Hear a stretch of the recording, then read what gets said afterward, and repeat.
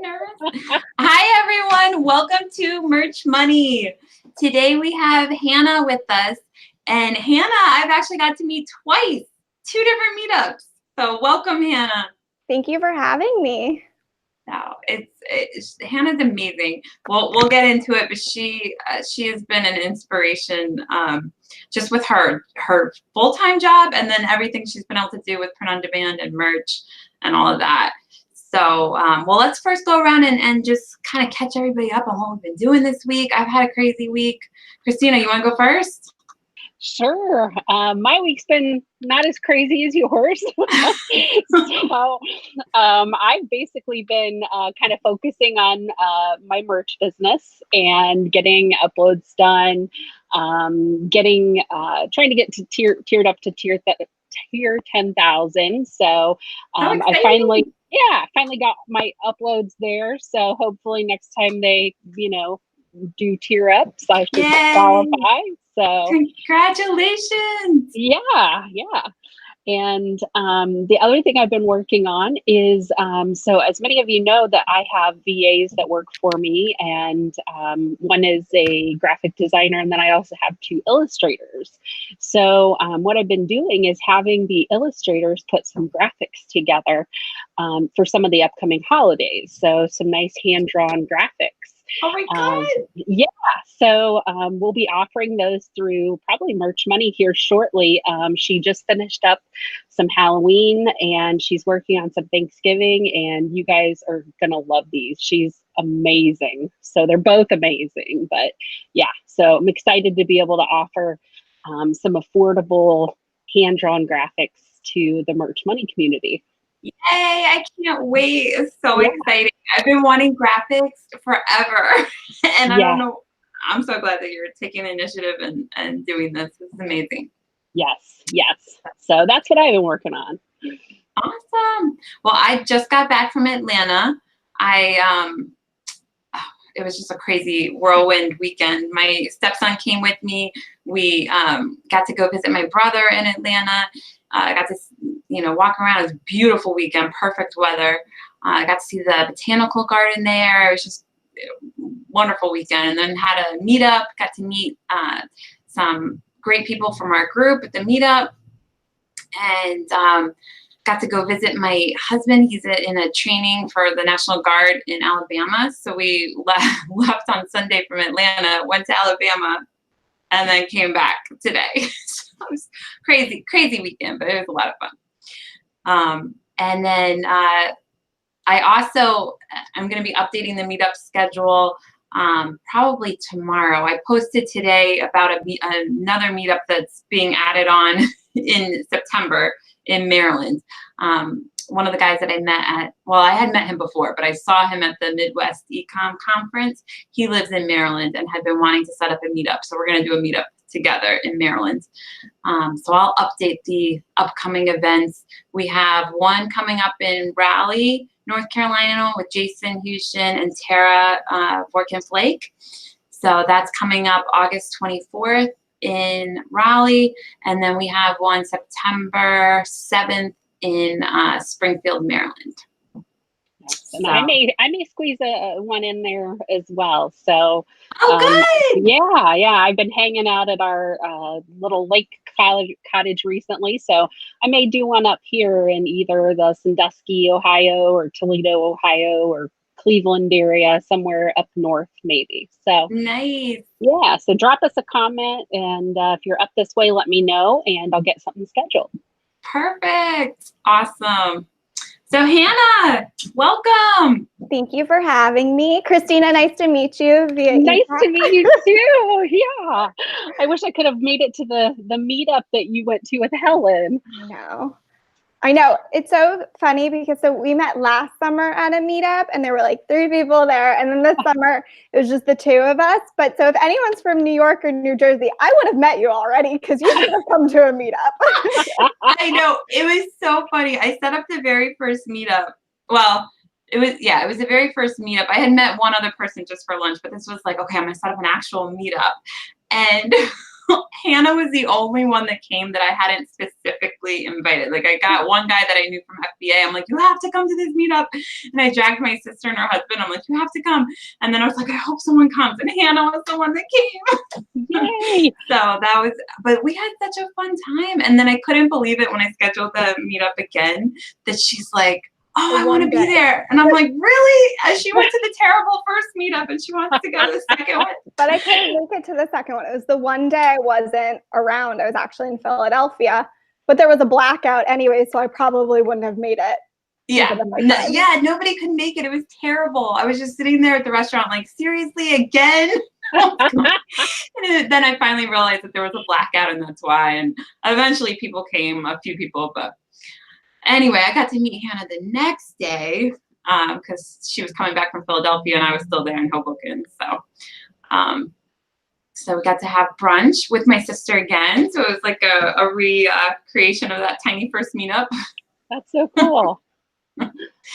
So, well, tell everybody a little bit about your background. I know you have an amazing job, so I think we should start with that, like how you got into that, and tell them about your job.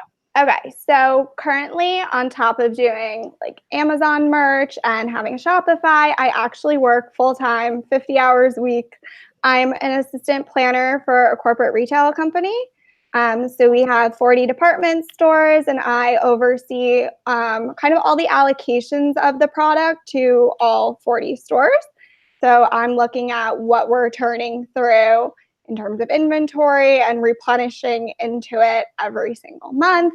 I oversee 6 people on my team. So I have a real job on top of coming home and then trying to hustle a little bit and make it on Amazon. But like a little bit about my background. So I've kind of always been creative my whole life, always interested in fashion. If you see behind me, there's actually an industrial sewing machine behind me. I went to school. I went to FIT for accessories design. I have my bachelor's in accessories design. So leather handbags, shoes, belts, small leather goods, what have you. That's what my background and training is in. But I've always kind of interned in the fashion, wholesale, retail space, always wanted to be involved in corporate, always wanted to be a part of something bigger than myself. So I interned for a clothing designer starting when I was 17. I live in Jersey, so I would commute to the city. Towards the end of my senior year of high school, I would leave school half a day, go to the city, and I would intern. And then I interned my summer there.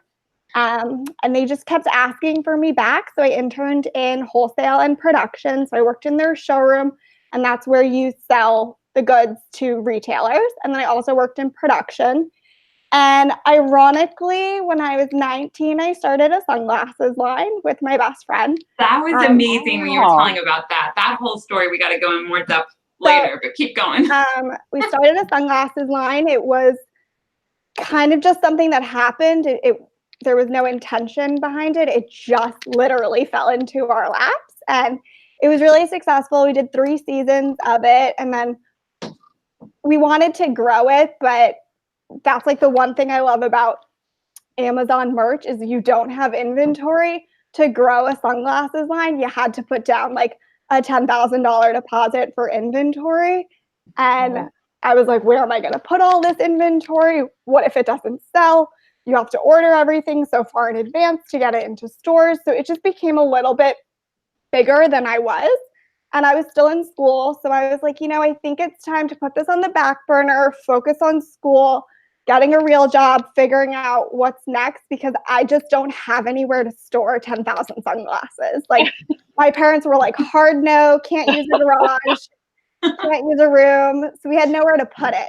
So that hindered things a little bit. And then I finished school. My last year of school, I got kind of bored with my curriculum because it was just my thesis essentially, which was creating my own collection.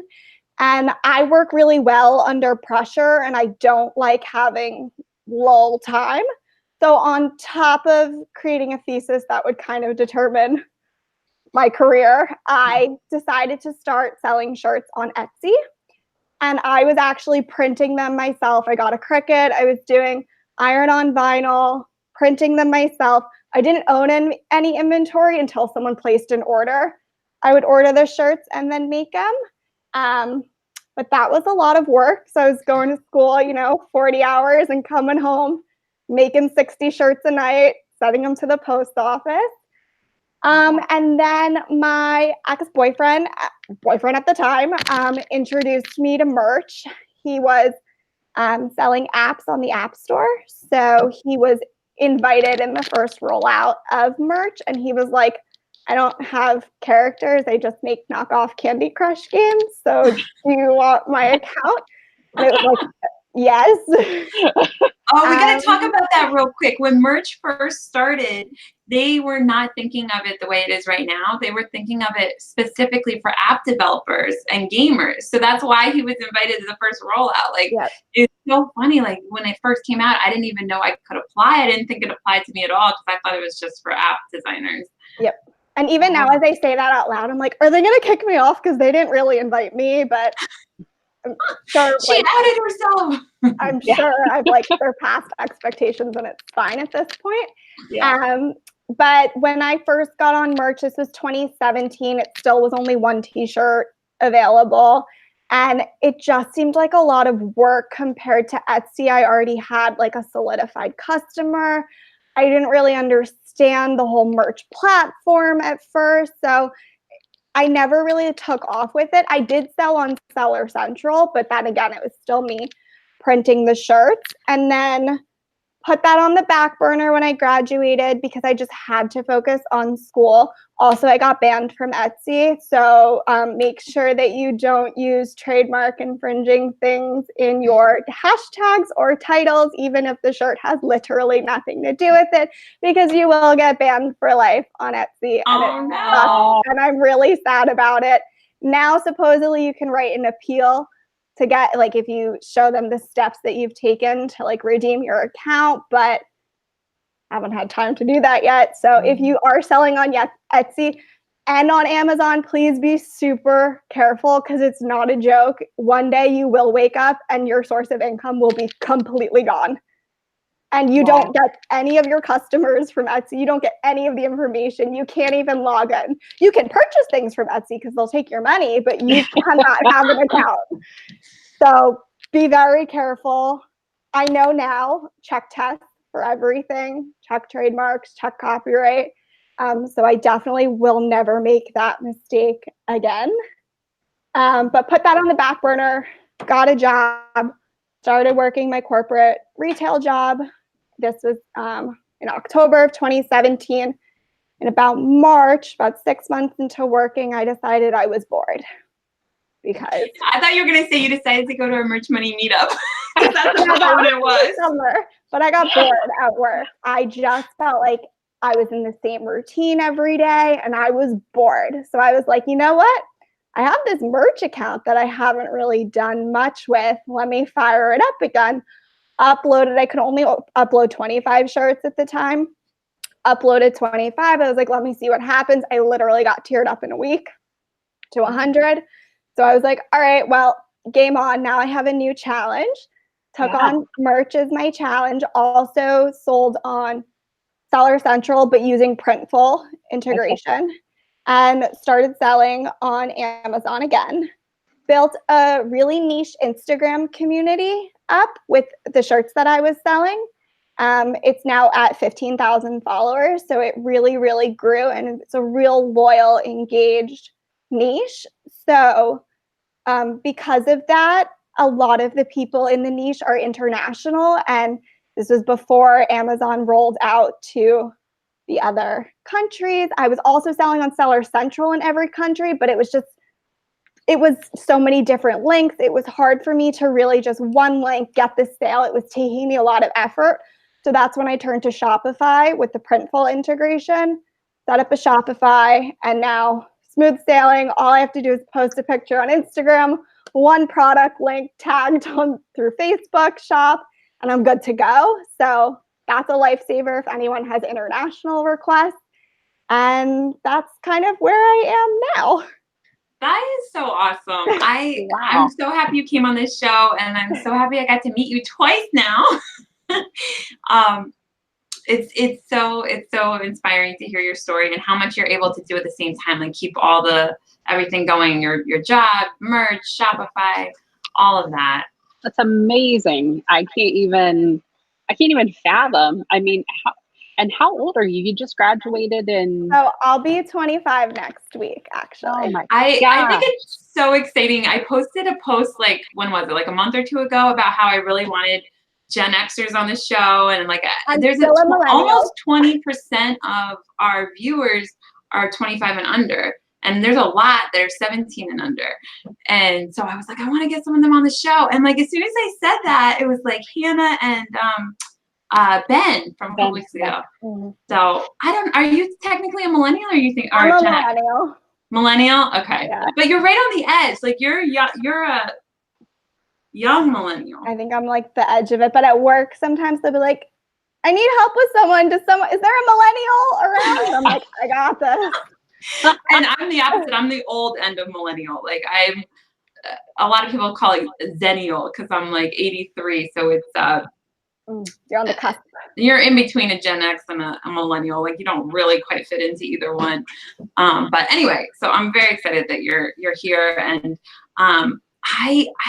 I love millennials and the young end of millennials into Gen Z, because it's like so much of the stuff that I hesitate with, and some people older than me hesitate with, it just comes so naturally. Like Instagram is such a good platform that I completely ignore. I'm still stuck in the Facebook world because I'm the same age as Zuckerberg.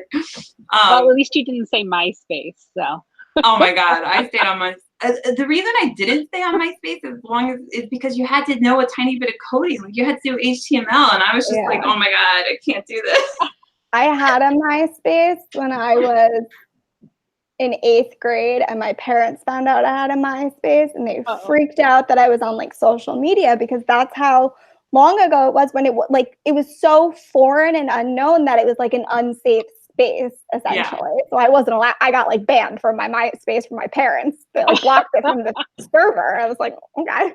But I grew up when I was in high school. I waited until I was in high school to get a Facebook. A lot of people got them when we were still in middle school. And I was like, it says it's for people in Facebook, like in high school. So I'm going to wait. Literally the day I graduated 8th grade, made a Facebook. So I did grow up with Facebook as it was becoming. I did grow up with Twitter as it came out, and Instagram. And Pinterest, all these social platforms. So I do have that natural advantage that I was just the first generation on the app, and I've watched them all grow and evolve. So I think from like a user perspective, I do have that advantage that I already know the basic way people are using the apps. I don't use Facebook very much for advertising purposes. I only use it for the shopping catalog. I don't use Twitter for social media for business purposes, but that's like my favorite form of social media is Twitter. I just haven't figured out how to like advertise and monetize it. But in terms of scrolling, everyone's miserable on Twitter, and no one's like posting a highlight reel. Everyone's real. So I'm like, this is my platform. Yeah. I hate social media. That is like the number one thing all of my friends know. I actually quit social media in 2017. It was my New Year's resolution. No social media, because I think it is so unhealthy. So 2017 and all of 2018, I went no social media. I returned to social media this year because I realized how important it was socially in our generation to keep in touch with people. So I am back on social media, but I've just changed what I look at on social media. So instead of on Instagram watching bloggers living their best life in a bikini on a beach, must be nice, instead of seeing that all day, I'm following trends. I'm looking at competition. I'm searching Etsy sellers. I'm looking at what other people are doing. So when I'm 25, I do come home from work. I do like to decompress a little bit and scroll through social media. I've just changed what I'm looking at. So when I'm scrolling, I'm constantly researching. That's so awesome. Wow.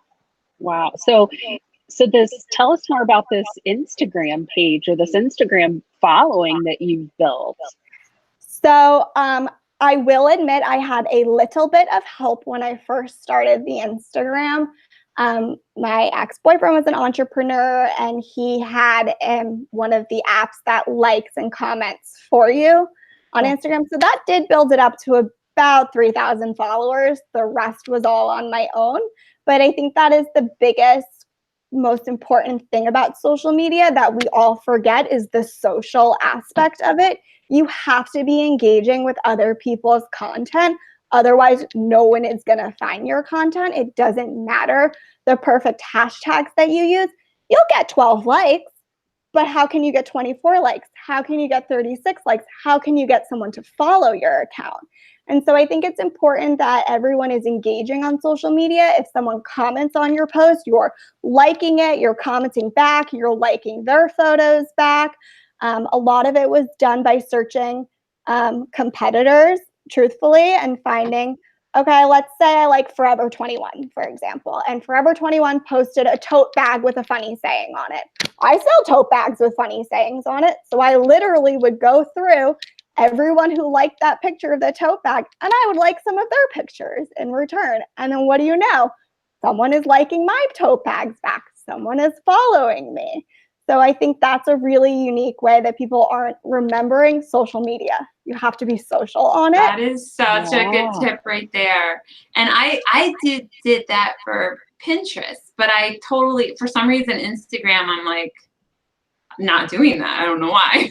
It's funny. I'm actually not social on Pinterest, but it is my favorite platform for selling anything because your pins on Pinterest live for literally ever. Yeah. Versus like Instagram and Facebook, they have all these algorithms working against you. So they want you to pay to get your posts seen. Whereas Pinterest,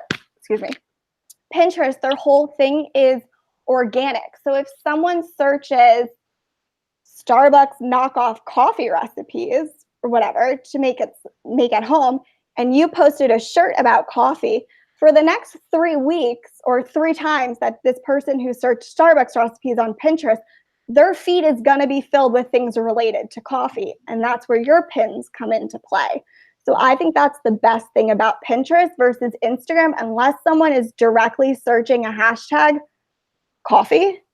Right. They're never going to find your stuff as a new user without you paying Instagram or Facebook to advertise it to them. Awesome. And so you have Pinterest also, right? Yeah. So one of my Pinterest, I was just looking, and it was an impressive number. So I was like, I'm going to quote it. My Pinterest has, hold on. I started a new brand because I'm all about branding. I just think it's a little bit easier for me. And I did ask for help this year, and I paid my little brother to pin all of my shirts under that brand to Pinterest for $10 an hour. He's 15, so it made his life. And I needed help because, you just can't do everything on your own. And that already got to 8,000 monthly viewers, and I started it 2 weeks ago. That's amazing. But then my Instagram for the same niche, the Pinterest for the same niche that is 15,000 followers on Instagram gets 322,000 monthly viewers on Pinterest. That's insane. I know like 4 people. Oh my God. I don't know 300,000 people. That's insane to me. That's amazing. So, Pinterest. And I'm not good at keywords on Amazon. Not my strong suit. I would rather, put up the title of it and then pin it to Pinterest because I'm a keyword clusterer, which is not welcome on Amazon. But I don't know how to, for some reason, I work a corporate job. I know how to formulate emails and correct sentences in English. But for some reason, when I have to put a product description that's going to use keywords and capture an audience, I'm like, suddenly a funny shirt, a great shirt. I've got nothing versus I can put it on Pinterest and put funny, fitness, workout, muscle, tea, dieting, keto, whatever, and you just cluster the keywords. And for me, that is more successful than pulling my hair out trying to formulate a sentence that has a string of keywords that's allowable on merch. Right, allowable and under 256 characters, and doesn't look weird to the customer either. What is this cluster that they put in there? Right. So for me, I use Pinterest to my advantage. Wow. Okay. So everything that you put on Amazon, then or you pay someone to basically pin all of those to Pinterest Yep. with those keywords, basically. Yep. Do you also put those on Instagram as well, or? Yes and no. Like, so for Okay. my niche, yes, all of those images are on Instagram. My new brand that I'm starting, it was really just like a rush to get them on Pinterest really fast. And I'm going to start curating the Instagram probably this week. I just don't love the idea of posting just the plain mock-up t-shirt on Instagram. I don't find that to be particularly compelling. So like, I'm going to make mock-ups of all of my shirts before putting them on Instagram, just for this new brand, a little bit more of like an Etsy customer. I want to understand who my customer is before I just like flood them with t-shirts, because that's not going to get you anywhere. So I think, and that's another really big thing for everyone. I know like this is my specialty because it's literally my industry that I studied to go into, is designing something for a customer, but really identifying who the customer is really important. If you're making things for moms, make it girly, make it cute, make it in colors a mom is going to want to wear. Speak the lingo of a mom in the descriptions or on Pinterest. Pin it with other things that a mom is searching for. Or if you're making football shirts, be very careful not to infringe on any copyright, but also like know who your customer is. If you are making football shirts, make a football Instagram, throw up some memes about football, throw up some weekly stats, throw in a t-shirt here and there, but like know who the customer is. There you go. I like that rant. Yes. So important. You gotta know your customer. Examples. I'm just giving it away for free. I know, you're amazing. Oh my gosh. Wow. Okay, so what is like your starting point for creating a brand? Like what do you do first? Like do you come up with a brand logo and like fully brand everything, or do you just come up with an idea? Like what is your process of creating a brand and then building the social media? So usually starts with a product for me, product first, know what I'm selling, know who my customer is, and then everything kind of evolves around that. My least favorite part of starting a brand is coming up with the brand name. It is painful. It's hard. You don't know what, like, it sucks. She's nodding. She knows. Christina knows.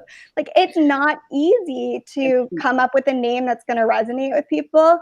So my newest brand, I literally named after my dog because, well, she's cute. The name sounded cute. So I won't say her name in case anyone wants to search on Amazon for it. But like, so I went with my dog's name. I was like, that seems cute.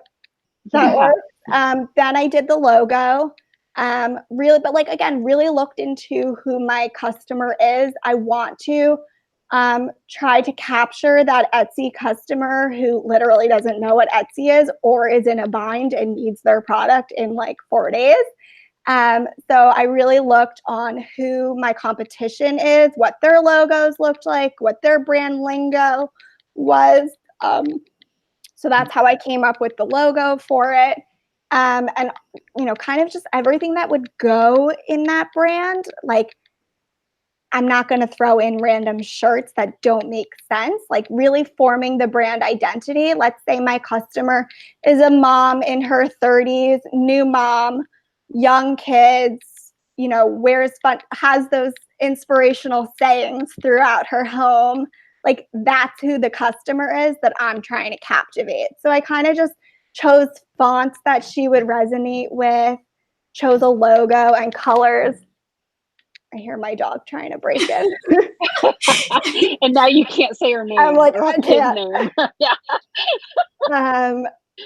So really just like trying to figure out what is going to resonate with that customer. That's kind of how I determined my brand. I'm so sorry if you can hear her banging on the door. Oh no, I can't hear anything. You're fine.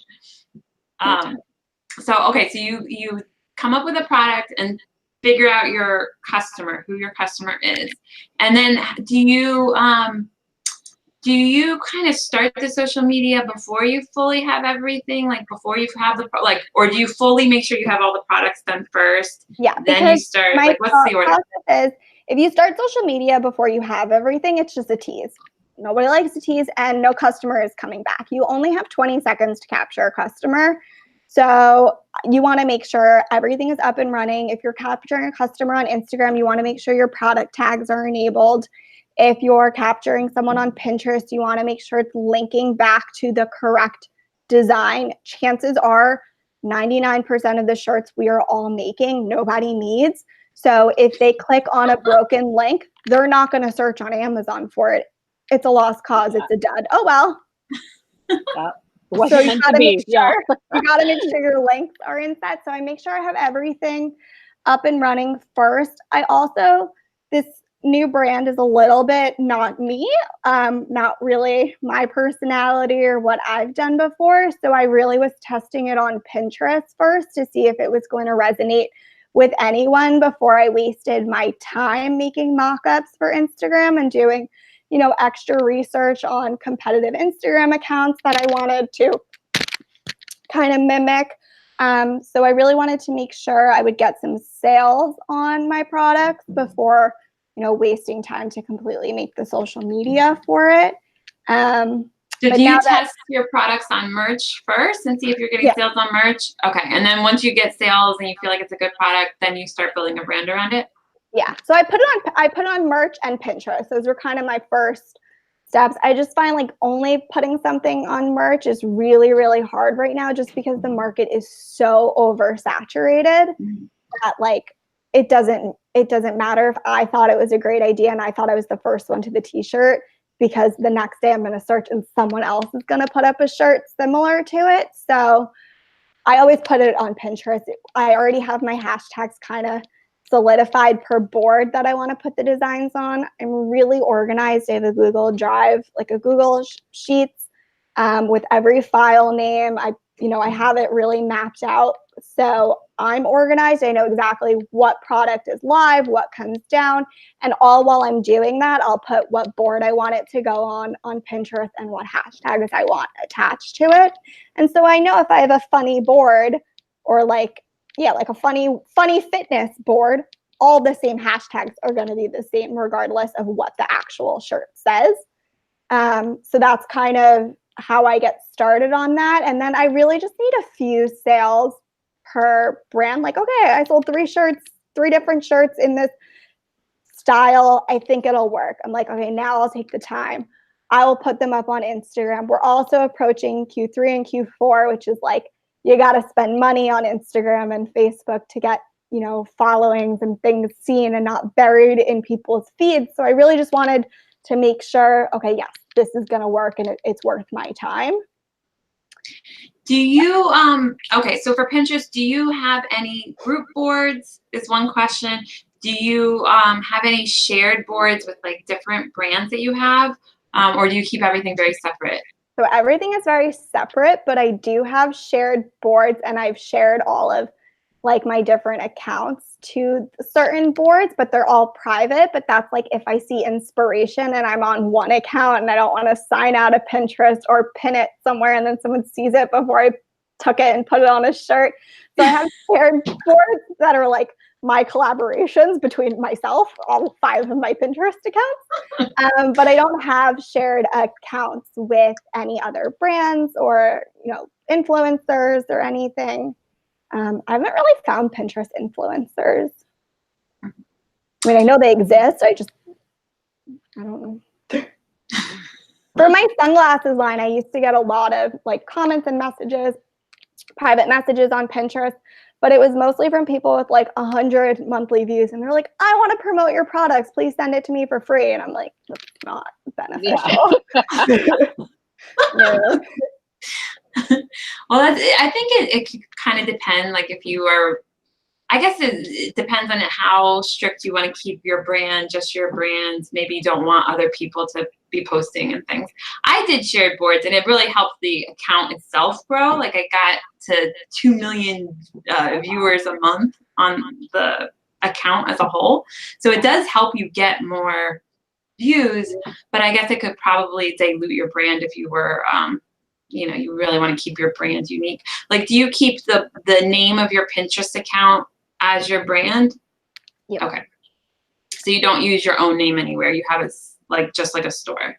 If you Google me, you'll find, my job. You'll find my LinkedIn. You'll find some pictures of me, but you won't find anything. This is like my first time I've ever publicly spoken about doing merch or selling t-shirts. I've never even posted on Facebook, hey, I'm selling t-shirts now. I did with my sunglasses line because I was 19 and it was so exciting. But now I'm like, nobody cares what I'm doing on Facebook. Like, really, no one cares. So I don't put myself out there in that sense. I might rethink that come Q4 if I'm struggling a little bit and I got to start slinging some Christmas teas. But for right now, I keep it really separated. I really love having the meetups because so many people that just like yourself, you don't post in the groups or the comments and stuff. And it's so nice to meet everybody. I remember with Chris Green. No, I was like that too. I didn't post anything. Probably the first 3 years or so that I did Amazon FBA. I was just consuming content everywhere and I wasn't posting anything. And Chris Green, I felt like I knew him so well and he was had no idea who I was. And it was so funny because it's I had followed him for years and I'm like, oh yeah, I'm not saying anything. Of course he doesn't know who I am. And it's he's always surprised when people come out of the woodwork, but it's he's got 70,000 people or something in his group. It's if everybody was commenting all the time, it'd be crazy. I know. A goal that I set for myself this year was to be more active in the Facebook groups because I love merch and I love getting tips and tricks from other people. And as I said, I changed my feed. I deleted a lot of people from high school who I literally don't care about. Yep. And I started joining the groups and turning on notifications every time certain people post and you guys post in the group. So I know, okay, something happened on merch. Oh, okay, this is a trend. Oh, someone in another group still doesn't have pop sockets. Yeah. I don't know. That's what I've changed my dialogue to be. Awesome. Well, we're looking forward to it because you are amazing. So many good tips. We should look at the chat. I think there's people asking you questions.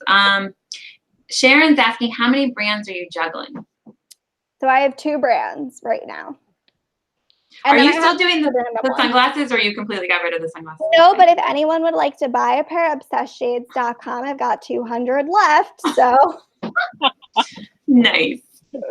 We're going to have to share. Message me. Yeah, we're going to have to share that link. Get it to Helen. We'll drop it in the YouTube description. If it fits with any of your other products, you can always have Printful fulfill the sunglasses too. If it fits with any of your brands. They're custom embellished. They're already made, so. But they keep it. They keep it for you. They have warehouses. Yeah, my parents are keeping them right now, and that's free. So there's that. But I stopped working on my sunglasses last year. It was my last summer doing it. It's very, very hard to run a sunglasses line when you live on the East Coast and it's only sunny for 3 months summery for 3 months of the year. And the sunglasses line, it's very Coachella, California driven. And so a little bit difficult to run in New York. But I tried. I did my absolute best. And then after last summer, I realized it was taking me more time to acquire a sale for my sunglasses than it was to acquire a t-shirt sale. And, time is money. So if it was taking me 4 Instagram posts to sell a pair of sunglasses versus 1 Instagram post to sell 10 t-shirts, it just kind of made sense of where I should be focusing my time and energy. And also Amazon is scalable and the physical inventory that I already own is not. Also, it's paid off, so it's not really a burden if it sells or not because I had great profit margins built into that. Nice. So I just really wanted to focus on, and it still sell every once in a while, I'll still sell one. And I'm like, where'd they find me?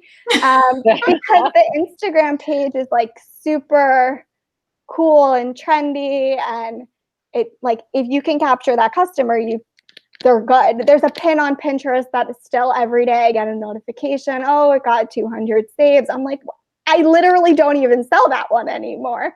So that was great. It sold itself. But for right now, in terms of time and growth and scalability, I really just feel like there is more opportunity in Amazon because I don't own physical inventory and I don't have to go to the post office ever. That's my favorite part of merch and FBA, but merch especially because it's just digital. I mean, it's just a digital file. You have no inventory. And I think that's a big thing that like people don't realize. And I know I'm like very aware of inventory because I'm an inventory planner at my job, so I understand. But like H&M has a $4 billion inventory problem. H&M is sitting on $4 billion worth of inventory that they cannot even give away for free. So like, you want a business that's scalable but low risk, and merch is literally free. Yeah. I mean, when you have inventory, there's so many things that can go wrong. Even just like flooding. Your warehouse is in an area that floods and all of a sudden your inventory is flooded, or it's on a truck that had an accident or something. Like, I mean, inventory, things happen to inventory. When I sold grocery items on Amazon for a little while, and it's like summer comes and chocolate melts. Like, you have to just get rid of that inventory, or things expire. It's so nice to not have inventory. Like, it's my favorite thing. Like, it's gonna be so hard to ever go back to inventory. Like, I feel like at some point I'll probably want to do private label or have some kind of inventory, but not this year. No, I would warn against that. It's so, I mean, there's so many things you can do with print on demand that I'm like, why? Like, I don't want inventory. And there's so many other things outside of like Amazon, and I'm sure Amazon will continue to, grow its product selections. I would love to see phone cases. I would love to see mugs on Amazon because but then again, mugs and phone cases are already oversaturated on the Amazon marketplace. But like, if they add tote bags, if they add stickers, there's so many more things that Amazon can grow and do, and it's free. Yeah. If you have an account, that's why when people say it's saturated, I'm like, how? Like, we're not in all the countries. We're not. They barely scratch the surface of products. I mean, barely. Like, this is. In another couple of years, we're going to be like, oh my God, I can't believe in 2019 they were talking about saturation. Did you guys get all of the products in other countries? Because I didn't yet, so I'm pissed. Oh, I thought you were going to say, did you guys get the, whatever that survey was where they were talking about like what order would you like different new products? Like, they're definitely thinking about new products. Growing. No, I was Saturday and Sunday, I was like really feeling the panic of, all my listings came down, like the variants that didn't sell. So like the t-shirt sold, but none of the sweatshirts, long sleeve. So everything came down in like a wave Thursday to Sunday. And so I'm at tier 4,000 and I now only have 1,200 live. And so I was like panicking on Saturday, like panic uploading. Oh my God, cancel plans. I have no shirts available. We're heading into, it's like back to school is coming. And then right after back to school is pumpkin spice season and Halloween. And then it's Christmas. And I was just like spiraling and I was trying to mass upload things. And I was pissed I couldn't upload in every country. So I was like, I'm wasting my time because I'm going to do this same rendezvous next weekend when I get access, when I tier up, once I fill all my slots. So I was pissed. Yes, I do have access, and I if they had done it literally like 8 hours sooner, it would have been fantastic for me. But yeah, I had just uploaded like 600-700 that day. And I was in the process of uploading, and I'm start getting these weird messages like, you didn't enter German text. And I'm like, what do you mean? Like, and I'm like, that's not even available there. And I look, and suddenly these check boxes are there. And I'm like, what is this? So I hadn't even gotten the message yet saying that it was being rolled out. So I was like, well, I'm going to check all these boxes and just hope that this is a fluke or something. Like, maybe they don't know they gave me access. So, or maybe you're a beta tester. I know, that would be amazing. I feel like I don't even get upset about stuff like that, like if it's available or not available to me right away, because it's like there's so much more coming that it's like I also don't have phone cases yet. I also don't have this. It's like, but it's coming. Like Yes. I've been excited about it the whole time. Like for anybody who's new to the channel, like I was excited about merch way back when it was like 3 products, and I kept trying to explain like this is a scalable business. You don't have inventory. More stuff is coming. We're at the very beginning, but it's like it's hard for people to really see it until it starts happening. And I feel like people still aren't seeing it, and I'm like, don't you see? Like there's so many more products coming, and this is just so phenomenal. Like this is such an amazing time to be alive, and especially to be doing merch. Like, I think I see a lot of complaints in the group, which is just so sad to me, because it's like it's literally an opportunity you would never have had. It's free. It cost you nothing. You own no inventory. This is I don't understand why people are complaining, oh, they sold out of black t-shirts. Oh, well, you should have thought accordingly and uploaded them through the Printful integration on Seller Central so you had a backup. Everyone do that for Q3. You're welcome. Yeah. Like, and even if you do run out of black shirts, who cares? There's so many other products, and it's coming. Like if you had a physical inventory product and you ran out, you'd have to go order more from China or wherever. You'd be 3 months waiting for this shirt to come in, instead of however long Amazon gets behind, what, like a week maybe? Like it's so fast at Amazon, and they come back in stock so fast compared to if you were doing it on your own. Like it's just, I don't think people realize like what it's like to have stock inventory and keep track of inventory. You don't have to worry so much if the product is going to do amazing or if it's going to be a dud, because if it's a dud, you wasted like however long it took you to upload. Yeah. You know, you wasted 5 minutes of your life or 30 minutes of your life if you designed it yourself. And if you upload something that all of a sudden takes off, you didn't have to worry about planning that ahead of time and having enough inventory. Amazon has your back and will send the inventory if you sell hundreds of something. and also your customer hates the shirt they bought. Guess what? It's Amazon. They return it. Oh, boo-hoo, you lost your $5 royalty. You are now not sitting on a $25 loss. Yes. Yeah. A t-shirt plus the refund plus the loss on shipping, and now you have a t-shirt sitting. Yeah, I think Yeah. people don't realize like how amazing this is. It's never existed before. Like this is the most amazing business that I've ever seen, and I think it's ever really existed.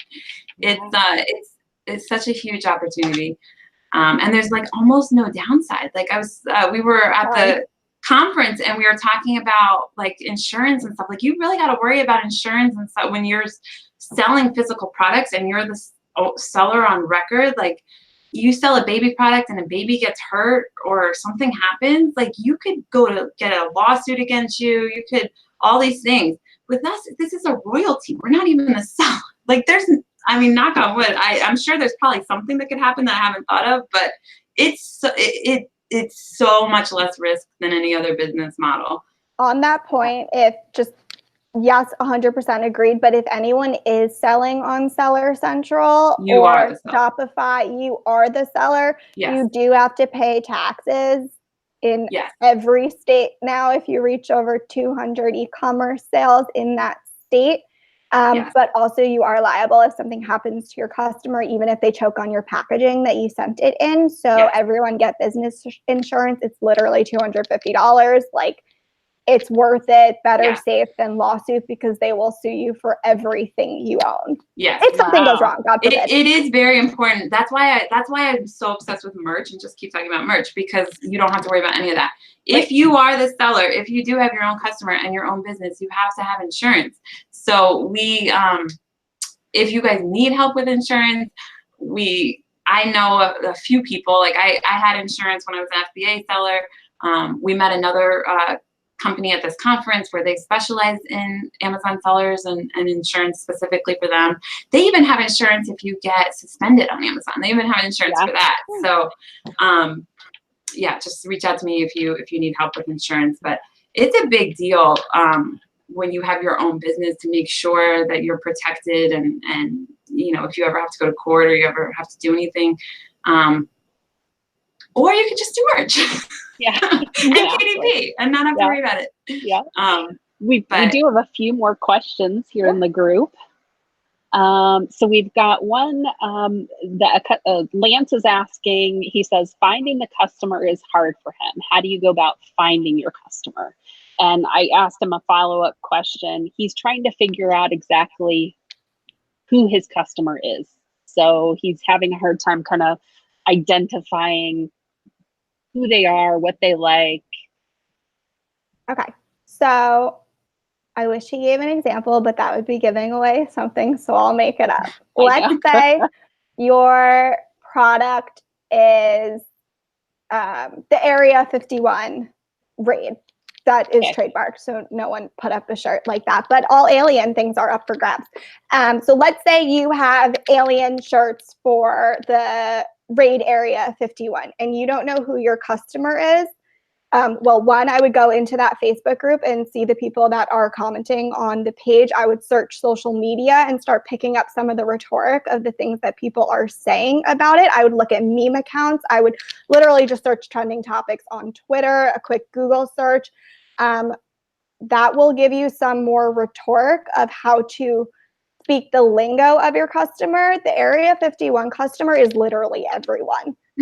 The three of us in the group could be that customer if we wanted. So there's not a defined customer for that. So assuming you have a product where you don't know your customer, it's everyone. So you want to start speaking the rhetoric of what the people who are looking for that product are looking for. So if you have alien stuff, you put it on Pinterest. Also, a bunch of Tumblr girls, middle school girls love alien things. So that's also a customer right there. But you put it up on Pinterest, raid Area 51, and you're going to cluster keywords. You're going to put alien. You're going to put NASA. You're going to put, I don't even know enough about this topic to give you keywords, but you're going to put NASA. You're going to put FBI. You're going to put secret. You're going to put conspiracy theory. And all of a sudden, you're going to start finding customers. There is no defined customer. However, if you were making shirts about basketball, a little bit easier to find your customer, but you're going to hit it with targeted keywords on Pinterest, not on Amazon. NBA, Knicks, Nets, Lakers, Golden State Warriors. I really hope that's a team. Steph Curry, Kobe Bryant. You're going to just start hitting it with things that you think people are going to be searching for, not necessarily your shirt. I hope that helps answer it. If you want more help, you can private message me and I won't put on blast who your customer is. I'm just happy to help. Awesome. We've got another question. It says, do you post on Pinterest with a direct link back to buy on Amazon merch? So I actually, on the Amazon page, directly on the product page, I click the little Pinterest button and I share it on Pinterest that way. Okay. Yep. Same if you're going to share it on Twitter or Facebook. Sorry. You don't worry about doing a mock-up or anything. You just share straight from Amazon. I do mock-ups too, but I also think it's so easy to just, I mean, that's what I'm paying my little brother to do. Okay, I'm glad you said that because that's what I did too. I mean, it's better to have your shirt out there than not put a pin up. And it's going to slow you down if you do like a perfect mock-up and perfect pin and with the perfect exact thing for every single shirt. Like they do, if it's a good shirt that's funny and captivating, like people will share it. So. And also like on merch, we say like, if you sell a shirt that says, I love coffee and it sells one, you are going to now make 10 shirts that say I love coffee in a million other fonts. It's the same on Pinterest. If I post a pin on Pinterest and it starts gaining traction directly from Amazon and it's starting to get 2,000 views, even 1,000 views. Okay, you know what? There's a customer, people are interacting, people are enlarging this pin, people are looking at it. I'm now going to take the extra 15 minutes to make a mock-up on one of those nice Bella Canvas flat lays that you can buy on, I think, Design Bundles, you know, or you could steal it from someone on Pinterest, but it's frowned upon. I'm just saying, depending how good your Photoshop skills are, you're going to Photoshop it out. But then you're going to take the time to make a mock-up of it. But you don't want to make mock-ups of every single 4,000 shirts that you've made. And also think of the variants. Every shirt comes in at least 5 colors. So if you have 1,000 shirts live, you're not making 5,000 mock-ups. You want to only target the ones that started to gain traffic based off of your simple Amazon pins. I really should start charging for this advice. Wow. I know. Like, I'm just stealing so all my excited secrets here. Yes. Now, I do have a question for you. So, okay, so what about, let's say like a middle-aged to older man? Okay, maybe that's the target customer, and they're not really on social media. What would you do in that situation? Do you have any ideas for, that's something that, when I run into that, a lot of times I'll try to think about, who might be buying that person a gift and target them instead. But if it's someone that you don't think is on social media, maybe it's Facebook, you think, okay.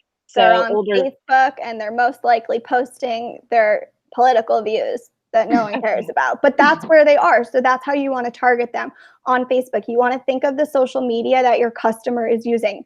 A lot of men are not on Pinterest. Pinterest is mostly a mom place. It's fashion ideas. I use Pinterest personally for outfit ideas, interior decorating, Trader Joe's hacks. Like, Yes. you want to think of what people are searching for on Pinterest, and Pinterest actually does a really good job of I think it's only if you have the business account, but it might be for everyone, and that's also free. But every couple months they'll send you like what's trending, when are peak times that those searches increase. Oh wow. So they do a lot to help you. It's free. I'm happy to post it in the Facebook group if you want. It's literally, I didn't pay for it. I just got emailed it. But they'll show you peak times that certain trends, come and go. Instagram, really everyone could be on Instagram, but like my mom has an Instagram, but it's to like me and my siblings' photos, and like some of her friends post, pictures of their kids. So she is not really someone who is searching things on Instagram, but she is definitely someone that can be retargeted on Instagram. So if you want to do ads on Facebook, they also will appear on Instagram. So if my mom was searching dog beds, for example, for our dog, she might get retargeted with shirts about dogs if you do the keywords correctly on Facebook. For a man, like I think of my dad, he's not on social media at all. I'm like, how am I going to get him as a customer? And I really think it's targeting the people who are going to buy something for him. Okay. Yeah. Okay, cool. We did have another question. Someone wanted to know how long you had been on Etsy when you got banned. Like, how long had you been building that brand? So I was on Etsy for about 6 months. Oh, wow. Yes. And I did I profited $10,000 in those 6 months. 6 months. Oh my God. And I gave 40% of the company to my ex-boyfriend, which I regret. So wow. But I was making them myself. My margins were really good. I used Jiffy shirts. They're amazing. I also have a resale certificate. And there's no tax in Jersey. So that also was something like a little bit more exciting for me. And this was back before we had to file sales tax in every single state. So it was a little bit easier, but my Etsy just kind of exploded. Again, it was driven through social media, through Instagram, really figured out my niche, used keywords, clearly keywords that weren't correct. So that didn't help, but it exploded. I mean, and I'll give this example because it's trademarked and you'll all understand why I got banned from Etsy, but I sold a shirt. All my t-shirts were $19 and they cost $4 to make. Wow. And I sold sweatshirts for $25, the Gildan sweatshirts, and those were $6 to make. So my profit margins were great. Also charged for shipping. Yeah, I don't absorb those costs at all.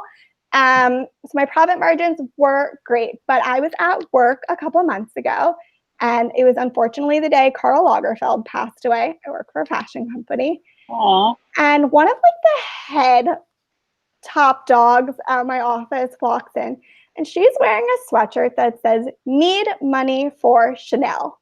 And I'm like, holy shit, excuse my language. I know that sweatshirt. I'm like, she's head honcho, you don't want to like get too close. I'm like, my lettering, that's my font. That's 100% my sweatshirt. So a few minutes later, she comes over to talk to someone in my row, and I've literally never spoken to this woman before in my life. And I turned to her and I'm like, did you happen to get your sweatshirt on Etsy like 2 years ago? And she literally was like, no, it's from Chanel. And I was like, okay. I'm 100% sure I made your sweatshirt. Are you sure you didn't buy it on Etsy? And she's like, holy shit, wait, really? Sorry, language. And I'm like, oh my God, I'm like sweating, I'm palpitating, I'm like unwell. I'm a little nauseous that I asked her that question because she was like, no, Chanel, like called her out for getting a $25 shirt on Etsy. And then she like pulled me aside and was like, how did you make my shirt? And I was like, well, I used to have this t-shirt line. And then I literally pulled up her receipt. So I was like, I have the receipt. I know you bought it from me. Oh my God. But then she like told everyone at work, like, oh my God, funny, she made my sweatshirt. And then I sold 10 that day at the office. So you never know, but you can't put that shirt up on Etsy because Chanel will see you. Yeah. Wow. Oh my gosh. But I mean, that's the first time I've ever seen someone wearing my shirt when I did not like give it to them or tell them to buy it. So that was exciting, but that's kind of how it was so successful. I was selling things I really wasn't supposed to be selling, truthfully, but I also sold stuff that said like the ocean made me salty. That's oversaturated. No one's going to sell a shirt saying that now. So it was so many different things. It was funny. It was sassy t-shirts, and they were so cheap and affordable. So that's how I was able to do it. And also this was a few years ago before all the print on demand sites popped up, and now everyone is selling the t-shirt in 10 different colorways and fonts. So it was a little bit easier to capture a customer back then. But again, Pinterest, Instagram, those are kind of my secret weapons. Awesome. Well, we already are at 9. I can't believe it. But I had one more question. Yeah. Do you collect email addresses and things like that? Like, do you have an email list that you target as well? Yeah, so I actually was smart. If you are on Etsy, you can export a CSV file of all of your customers' data. I would do that like every single week just to retain that, because you can get their emails and addresses. Actually, I'm not sure if you can still get their emails. I know you can get their addresses if you feel like sending a postcard, but you can retain customer information in that way. Definitely on my Shopify, I have all of my customers' information. I am actually having a call with Privy at the end of the week. I've maxed out the amount of page views per month. They allowed you, for their free trial, they allowed you 5,000 page views per month. I now get 25,000 page views a month. So they were like, yeah, you're going to have to pay for this. And I was like, yeah, I can't afford it. So we're going to have a call to see if I can negotiate what the best deal is for that. And I don't actually do email marketing unless it's for like a big sale that I'm going to have on my site. So like I only sent out an email Christmas last year, and I only had 4,000 subscribers. So it was one email, one and done. Sent it out. I did like a Black Friday sale, which is an awesome opportunity if you aren't selling on merch to do a Black Friday sale, because I like quadrupled my income on just 4 days of sales. So it's insane. So like that's what I use my email marketing for. So I need to figure out, now that my list has grown so much for one store, what the best email provider option is. If anyone knows of one, please let me know. I've also heard good things about OmniSend, but again, I've also maxed out their list, and I'm kind of cheap because I don't feel like spending $60 a month for email services that I only use once a year. Right. You could send more emails out. I just don't have the time. And like, to be honest, do you enjoy getting an email every single day that there is a sale? Like, Yeah. No, I don't read half of them. 90% of them I don't read. Yeah. So I just don't feel like, I feel like every once in a while it's best. And especially for me, I want full price sales on my Shopify because it is kind of high in demand. So I don't feel the need to have sales, but I do know that I can, really quadruple, if not whatever a bigger number is this year, quintuple.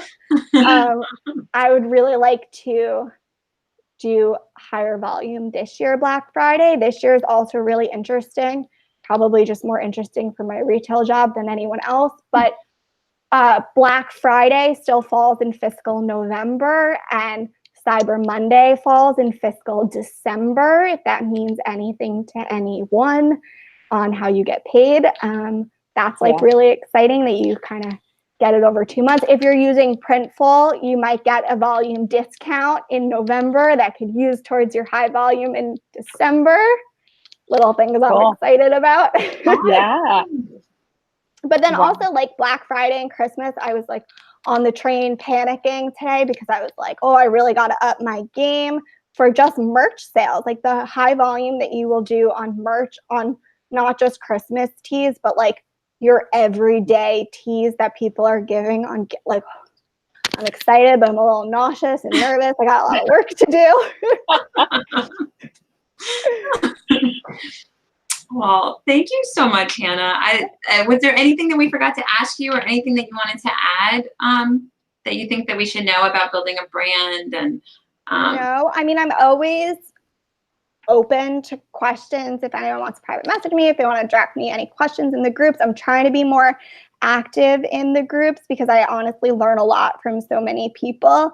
And also just like want to be putting myself out there a little bit more. If anyone needs help with anything, I'm happy to help. I probably will not accept random people's friend requests on Facebook solely because I just don't use Facebook. So I don't really want to see your stuff in my feed is the nicest way to put it. Like I'm super tailored what I'm looking at, but like my messages are open. You can @ me in any group. I'm in a bunch of them. If anyone has questions or comments, please don't tell me I'm pretty. Like it's weird. I'm here to sell t-shirts. Well, thank you so much. This has been amazing. You really are an inspiration. So thank you for coming on the show. Thank you for going to the meetups. Thank you for just giving all this advice to everyone and all these amazing tips. Well, thank you to you guys. I mean, Helen, as I mentioned to you, like it has been so kind of scary to navigate merch when I first started because all of the groups were led by men, and nothing against men, but it is so nice to see women in power, thriving and being successful and posting about their success and encouraging others. So thank you to you guys. Thank you to Brianna. Thank you to Amy. Yeah. Like thank you to all of you. I know they're not part of this anymore, but like really like they're still in the group. It's been so encouraging to just see that like other women are doing it because like men, you do everything and you always get credit for everything. But like as a young female who wants to make it as something, it's really nice to see you guys and encouraging others and putting out all of the resources to make it happen. So I appreciate you guys. Oh, thank you, Hannah. All right. Well, we can't wait to see everywhere you go and everything you do. Definitely post your successes in the group, and we'll all keep celebrating your success with you. Thank you. I'm going to post next time I tear up because, dear God, if I ever upload all of these shirts that I have and I make it to a tear up, it will be something to celebrate. Woohoo! Can't wait. All right. Thank you, guys. All right. Have a good night, everyone. Thank you. Bye. Bye. Bye.